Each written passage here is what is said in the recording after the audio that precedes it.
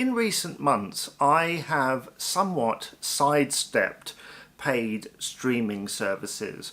One by using the free ones that are out there, such as Tubi and Pluto TV, BBC iPlayer, the free tier of ITVX, Channel 4 that's here in the UK as well. There's a few others out there, and I've done it by doing that, and also by utilising physical media, because in recent times classic movies, vintage movies, have been quite hard to get hold of in the streaming realm. They all seem to be going towards more original productions.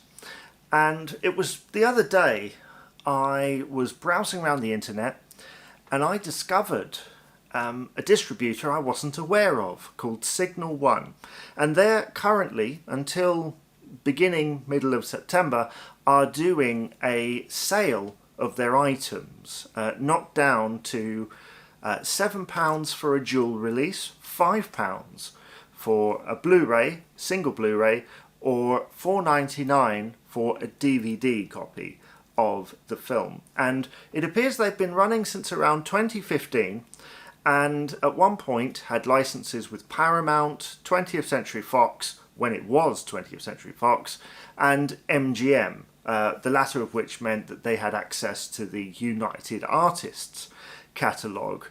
This really excited me because I logged into this website, and I think they're still releasing stuff, but obviously people like Fox, now 20th Century Studios, aren't involved, but they still have stock there, probably from when they released it, or, you know, some kind of continuing thing. And so I went a little bit wild in the aisles, if you will, and I ordered 6 items. And the thing about their stuff at Signal1 Entertainment is there are some big titles there, but there's a lot of like cult or lesser known titles with quite big names in it, or maybe my film knowledge isn't as big as I thought it was.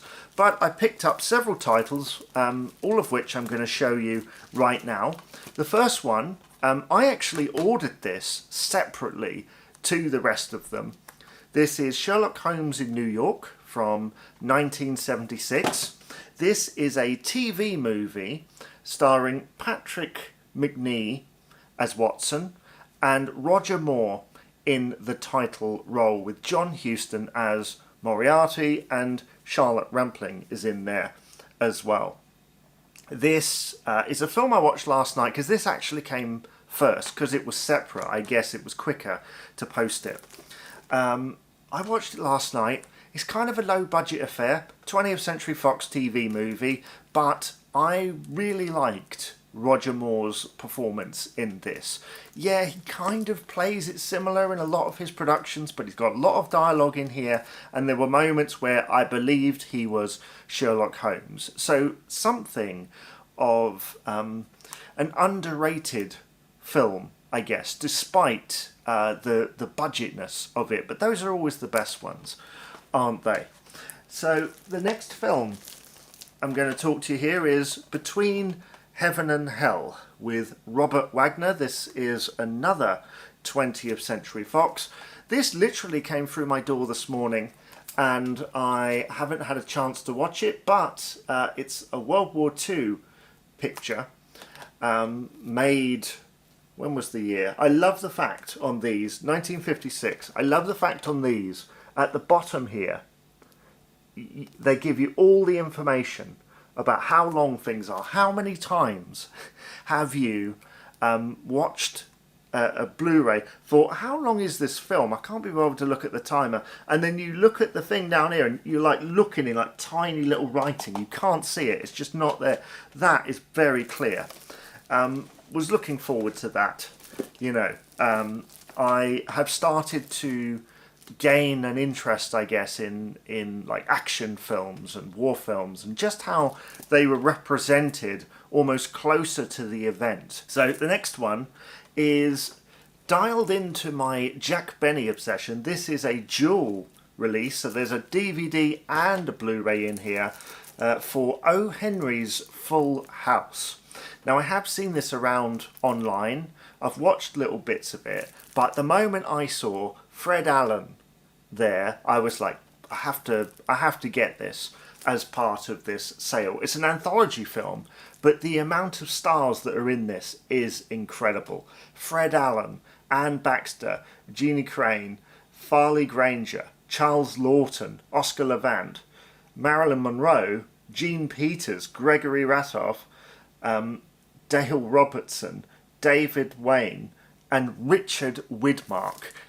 It is one of those anthology pictures. I feel like Fred did make a few like that. And it's like, why can't you just be in a narrative, Fred?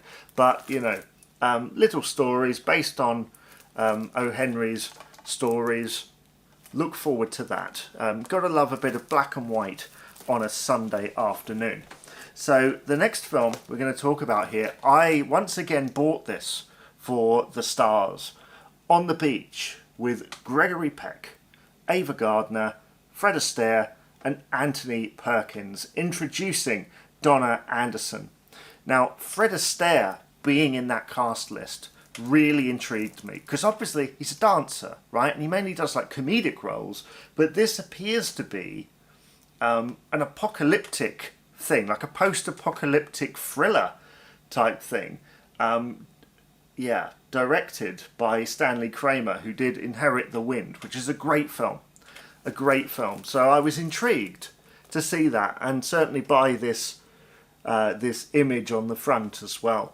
I have to say, I like their designs on stuff. Some of these films have special features, quite a lot of special features. That one in particular has like audio interviews with the director and such. So that's great. The next one here, The Honey Pot. This is a Joseph L. Mankiewicz film. Yeah, from when? Let's see, 1967. I knew it was around late 60s somewhere, with Rex Harrison, Susan Hayward, Cliff Robertson, Capucine, Edie Adams and Maggie Smith. I mean, what a cast list. And again, I'm not really one of those people that goes, oh, I've never heard of that, I don't know what that is. I love just seeing stuff, and I liked the little synopsis, little tagline on the front here. You are cordially invited to enjoy a perfectly elegant case of murder. Now, it might just be the colour scheme, but it kind of reminds me of the Pink Panther or something like that. You know, the Blake Edwards years of the Pink Panther. But yeah, 1967, the colour on that's going to be gorgeous. And I haven't seen any of these films except for Sherlock Holmes in New York. But that one, the print was pretty good. It was a high definition transfer, and I'm sure the film hasn't looked that great before. So lastly, The Fighting Kentuckian with John Wayne, and Oliver Hardy makes an appearance, a rare appearance outside of Laurel and Hardy in this film. Recently I ordered the Laurel and Hardy box set, like the big DVD box set that was released years ago, and I got it for a really good price. Might talk about that in a future video, because I'm just starting to embrace my teenhood fandom of Laurel and Hardy. Used to watch them in the daytime, you know, during the summer holidays or whatever, taped them off the TV, watched loads of them, and always been interested in this, seen a little bit, and I'm somewhat of a John Wayne fan as well. And we've got another John Wayne film up there, Circus World, which I've yet to watch. So, you know, might have a John Wayne double bill with that. So all of these films together, this came to about £32, I think, in total, which is not too bad for this many Blu-rays. And this is going to last me a while. This is going to scratch an itch, because, you know, I've been subscribed to like Disney Plus, and the thing is, right now in 2024, half of these films are now owned by Disney.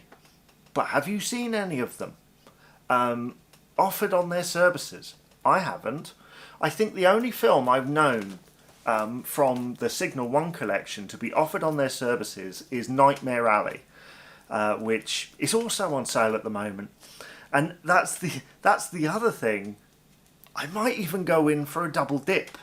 You know, if I have a good month revenue-wise, I might even go in for a double dip before the sale ends and get a few more. They had films in there like Free Coins in the Fountain and Nightmare Alley, like I say, films I've been wanting to see for quite a while. My basic gist of this is quite important for preservation, because a lot of the big companies appear to be ignoring some of those lesser known titles, except for, say, the Criterion collection that kind of license from things, and Warner Archive collection, which recently launched in the UK. So there are things ongoing, but over time I think these will lessen. So the opportunity to pick up a collection of films from Hollywood's golden age for a small price. They might not be the best films ever, I have that to find out, but you know, I'm glad to have them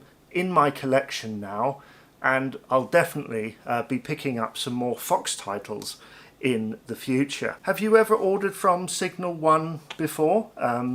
Are you taking advantage of their sale? Have you seen any of the films that I've talked about? Is Roger Moore a good Sherlock Holmes? Let me know in the comments below.